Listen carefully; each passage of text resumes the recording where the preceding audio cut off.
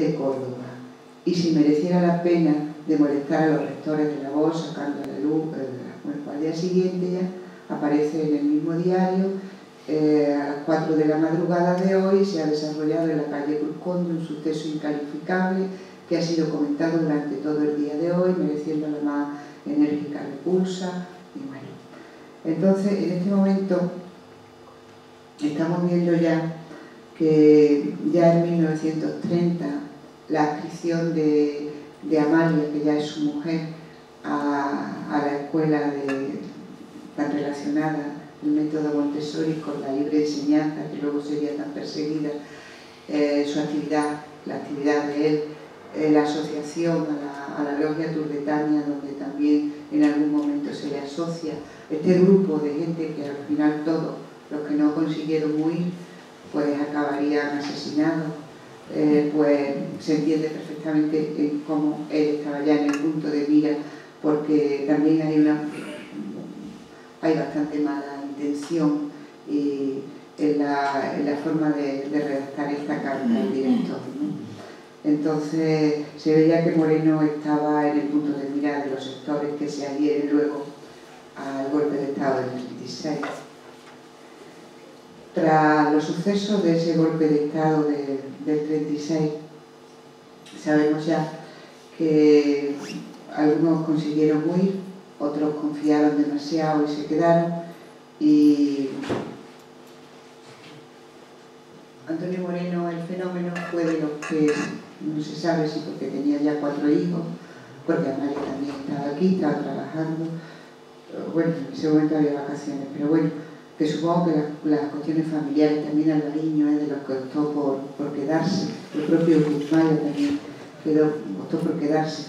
Mi opinión personal también es que eran personalidades tan relevantes, eran hombres tan conocidos, que posiblemente muchos de ellos no pudieron jamás sospechar que se pudiera cometer esto.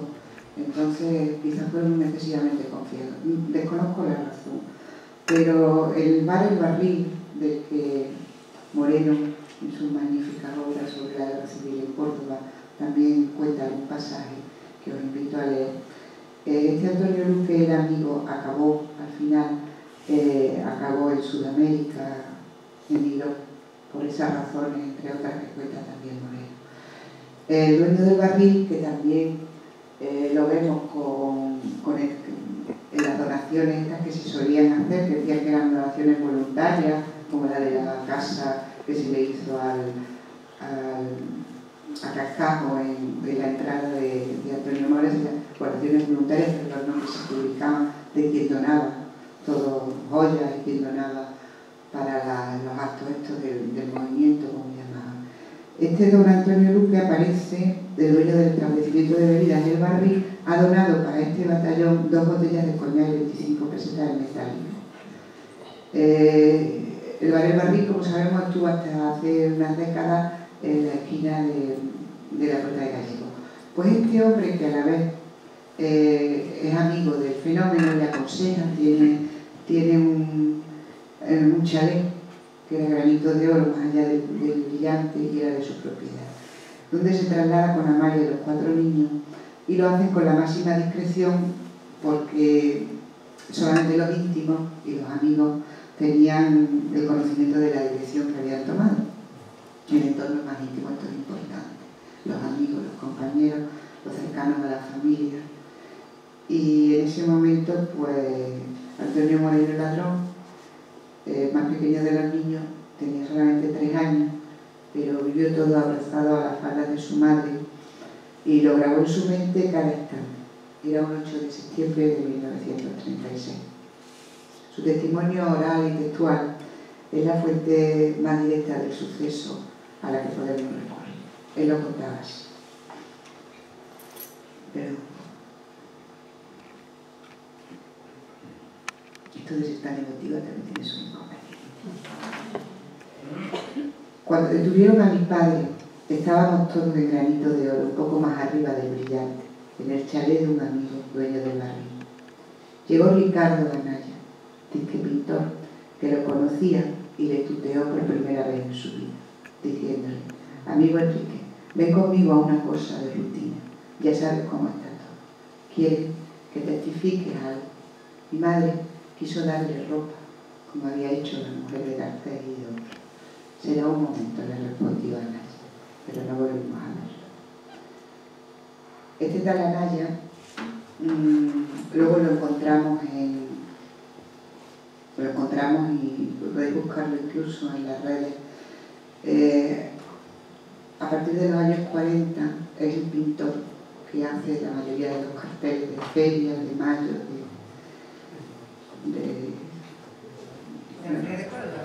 efectivamente, además está en los libros que habéis editado. Al día siguiente su hijo mayor Enrique recibió en el Alcázar la conocida respuesta que ya sabemos, ¿no? Ya no necesita nada, ya no necesita comer, pues que ya no come. El marmorista Odulio Blanco encontró el fenómeno entre un montón de cadáveres del amanecer. Él le colgó un cartel en el cuello para evitar que fuera la fosa común. Entonces avisaron a doña Amalia que le puso como condición, el general Cascado, que no imprimiera un gesto ni una palabra de dolor. Tenemos que recordar que aquí aparece ya en la prensa en esos días la prohibición de usar luto. Dicen que se acabó el tinte negro en Córdoba después de los primeros bombardeos que se producen en agosto, pero dicen que se retiró de los comercios. Tampoco, la cuestión es que no quería ver a tantas mujeres de luto, porque después de los bombardeos de agosto pues se le presiona un poco al jefe de orden público diciendo que si no, que si no mata por cada uno de los que han caído, y además se publica en la prensa, que si no mata a 10 por cada uno de los caídos de los bombardeos, que no le iba a ofrecer ayuda. Entonces es cuando empiezan las matanzas masivas que ya recogemos ahí. Enrique aparece la madrugada del 9 de septiembre de 1936, esto lo cuenta también su hijo, tirado en las tapias del arroyo del Moro, en el cementerio de la Salud. Allí estaba junto a decenas de fusilados que iban a ser tirados a una fosa común.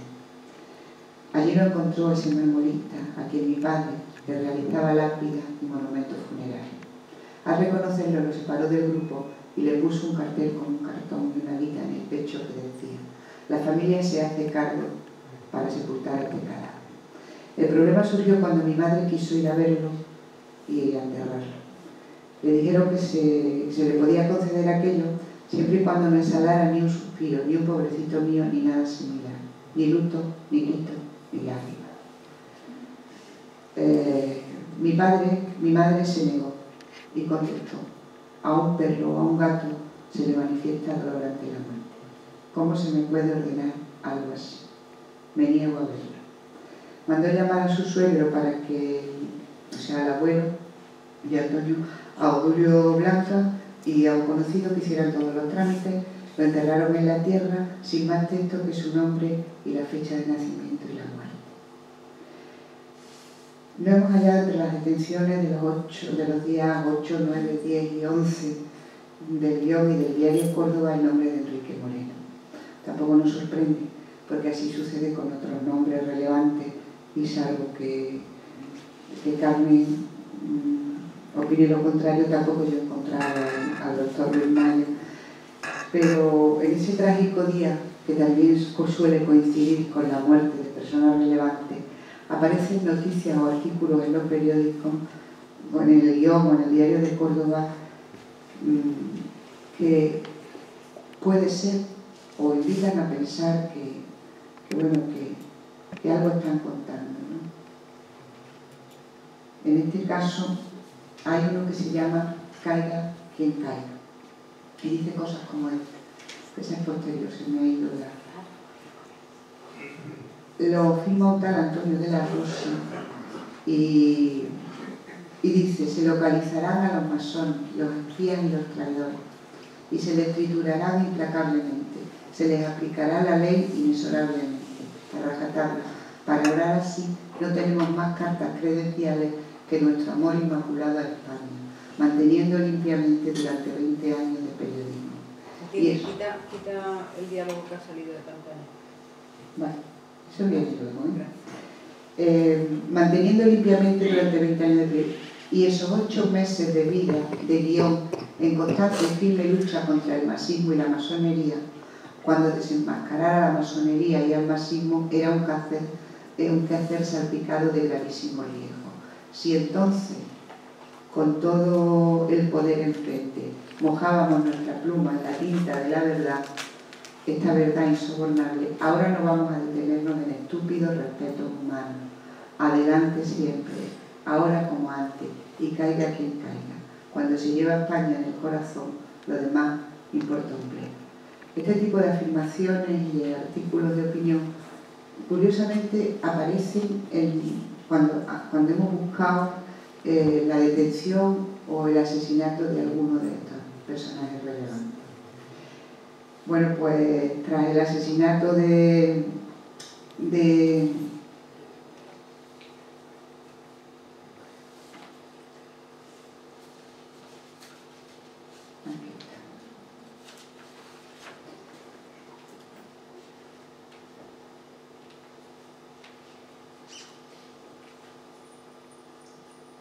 como en otras ocasiones hemos dicho, se omitían las detenciones y el asesinato. Pero este artículo leído aparece el 10 de septiembre.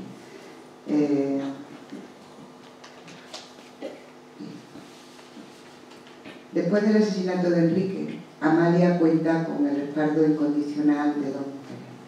Pilar Flores de Quiñones, que fue compañera suya y alumna. Gracias a Amalia, Pilar conoció el método de María Montessori.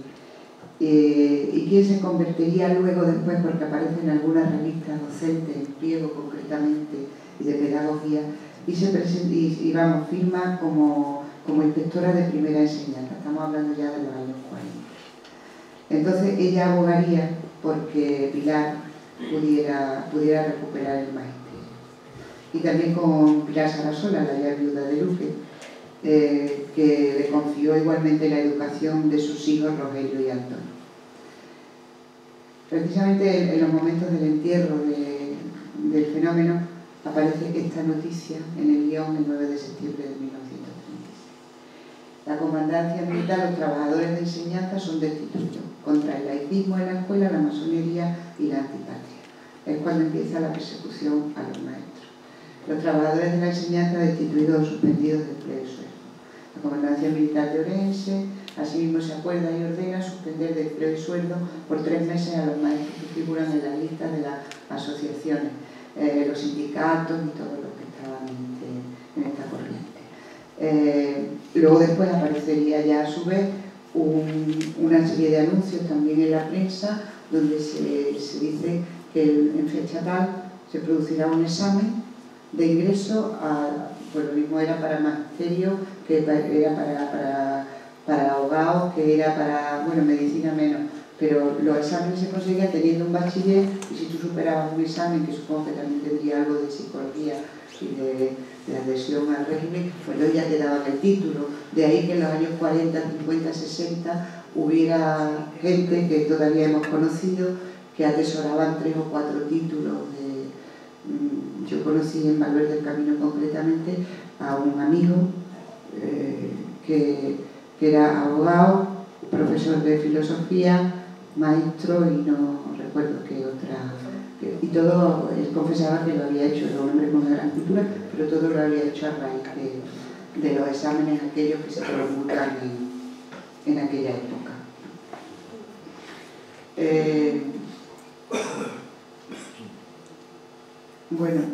Ella sigue entonces en aquel momento, le confía igualmente la educación de Rogelio y de Antonio, que también fue de los primeros que me habló de su maestra, de doña María, y aunque no teníamos el contacto con su hijo.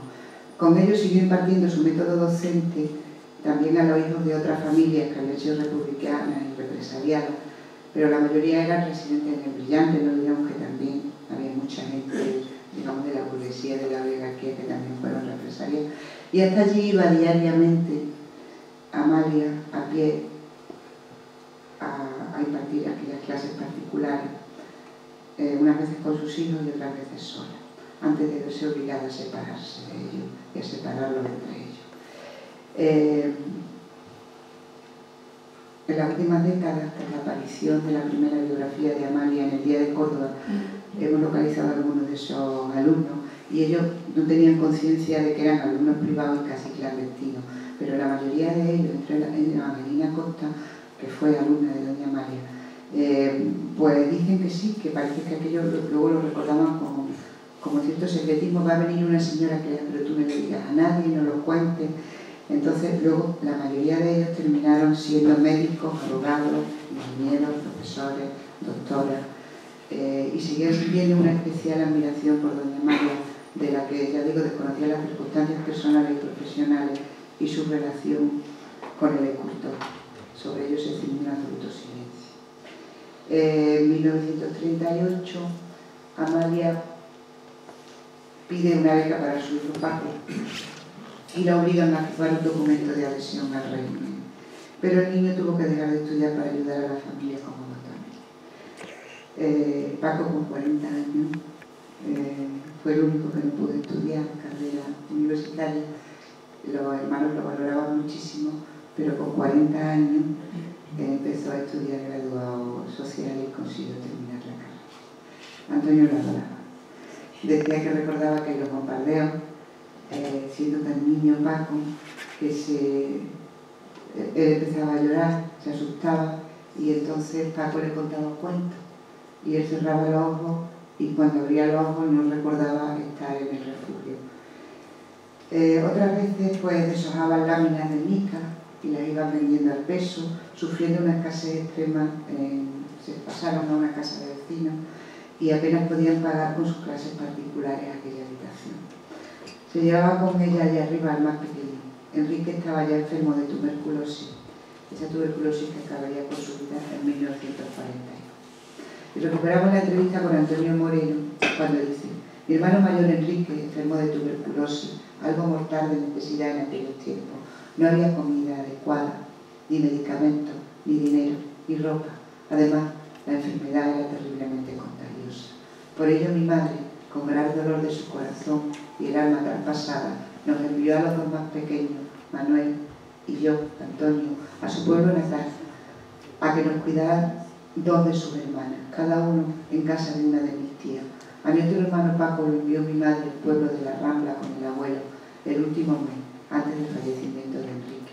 Corría el año 1940, yo tenía 7 años y mi hermano 10, y yo recuerdo con enorme pesar la separación y los primeros meses que no dormíamos juntos, mi hermano y yo. Con el tiempo, ya se sabe cómo son los niños, me fui acostumbrando. Allí recibimos la noticia del fallecimiento de nuestro hermano. Mi madre por fin, gracias a Pilar, recuperó la plaza, pero tuvo que renunciar oficialmente a aquel sistema educativo, pero siguió impartiéndolo, no obstante, a su modo y hasta el final de su carrera profesional. En la escuela, sin embargo, tuvo que pasar por la amargura, la humillación y el dolor de tener que bordar escudos con el yugo y las flechas para las camisas azules de los héroes del movimiento y cantar el cara al sol todos los días al iniciarse las clases. Teníamos que ir a misa los domingos y festivos para que no nos viera el Señor, para que nos viera bien el señor cura párroco. Y así, luego, a la hora de solicitar un trabajo o alguna ayuda o algo que extendiera el obligatorio certificado de buena conducta de la parroquia. Aún así, soy católico confesado. Otra circunstancia que suponemos altamente penosa debió ser la desaparición o destrucción progresiva de la obra de Enrique Molina. Una de sus mejores fue el monumento al pintor Antonio Palomino, de estilo expresionista, influenciado por el escultor Iván Mestrovitch, al que conoció en París y en Roma. Este monumento fue destruido en los albores de la Guerra Civil. Se produjo un gran error entre los requetés, quizás poco avanzado en el arte, al confundir el nombre del destacado pintor con el de algún dirigente socialista cordobés entonces. Fue derribado y destrozado, y durante un tiempo arrumbado en el cementerio. Luego desapareció. La nota curiosa la pone la imagen de Nuestra Señora de la Esperanza, que hizo también el fenómeno, la de la Rambla, incomprendida, dado que también practicaba un estilo, digamos, que un poco acomodado a las tradicionales figuras sacras al uso. Fue bendecida por el obispo Adolfo Pérez Muñoz, no sin antes intentarse una pequeña remodelación en la cara. Finalmente se desechó y más tarde se encargó la imagen que actualmente tiene el pueblo. La original, cuando se exhibió públicamente en Córdoba en procesión, a la gente le pareció que el rostro de la Virgen era excesivamente grande. Y de ahí nos viene el dicho cordobés de tiene más cara que Santo Domingo. Escribimos en 2008 que, salvo el grupo escultórico de la Facultad de Medicina de Cádiz, porque pensábamos que el grupo escultórico de la Facultad de Medicina de Cádiz, tal y como estaba catalogado, el que hay en la puerta del Falla, que está el edificio del Falla y la Facultad de Medicina de Cádiz. Y justo delante de la puerta de la Facultad de Medicina aparece un grupo escultórico. Hablábamos en el 2008 de que, salvo ese grupo escultórico de la Facultad de Medicina, la mayoría de la obra se ejecutó en Córdoba y su provincia. Es la creencia de que esa obra era del fenómeno, que es la misma que realizó para aquel enclave. Estuvimos en contacto con Ana, ella nos mandó una foto que no se parecía en nada, pero pasando por allí una mañana, el pasado mes de julio, comprobamos el error porque quise ver la firma del fenómeno y al acercarme a la fuente vi que no era. Nos interesamos por el catedrático de Historia de Medicina, que en aquel momento todavía estaba allí en la facultad, y el hombre muy amablemente nos recibió y nos confirmó que había desaparecido en la remodelación del hospital en los años 50.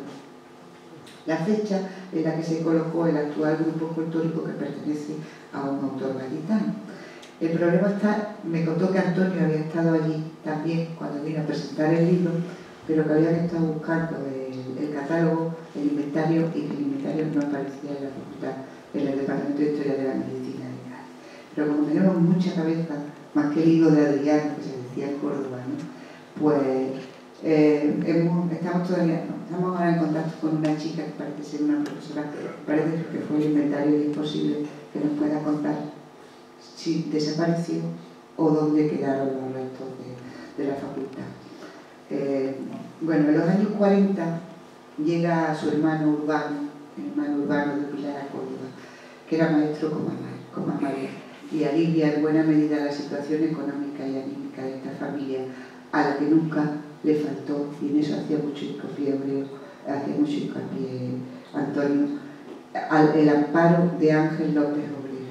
Y es decir, fue el único que se atrevió a visitarnos en los tiempos duros del marxismo, donde todo era miedo. Él nos mostró amistad y respeto, cariño y dolor, y nos decía que haría lo imposible para que el nombre de mi padre no fuese olvidado. Y así lo hizo, y siempre le quedaré agradecido. En 1953, Amalia Ladrón de Guevara se jubila y se marcha a Madrid en busca de un futuro para sus hijos, el que aquí no encontraba. Conservó siempre unas palabras de despedida de sus alumnos de la escuela de la maternal. Ahora me dicen sus familiares que también tienen ellos el libro con las fotos de los niños. Quizá porque algunos de los fragmentos destilan ese espíritu de confianza, libertad, autoestima y cercanía tan diametralmente opuesto a la educación prusiana que sufrimos los niños y niñas de la Escuela Nacional Sindicalista. Decían las niñas, hemos extraído algunos fragmentos. En ocasiones nos asombraba hablándonos de la naturaleza, de las plantas, sobre las piedras, sobre las flores, y la alegría de poder ir leyendo, de hacernos creer que ya sabíamos escribir muy bien, y agradecida, más que a nadie, ahora lo entendemos, a quien había sido capaz de conseguir de nosotras aquellas pequeñas maravillas. Después salíamos con ella, nos íbamos a otras clases, conocíamos a otras maestras, y cuando nos hablaba por igual, en las clases o en los patios, en las salidas, en las excursiones o en las entradas, entendíamos que ella era una maestra diferente.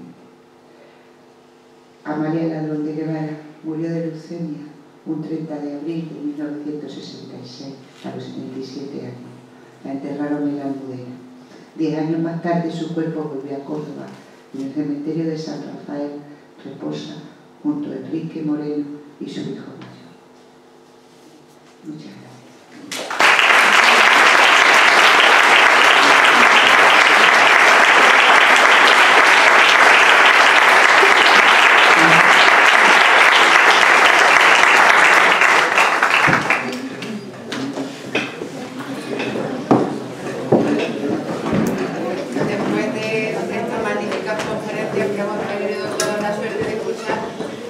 plazo a las próximas, que tendrá lugar el 15 de noviembre y que este estará a cargo de Manuel García Parodi y que nos hablará de Manuel Sánchez Badajoz, el último alcalde republicano.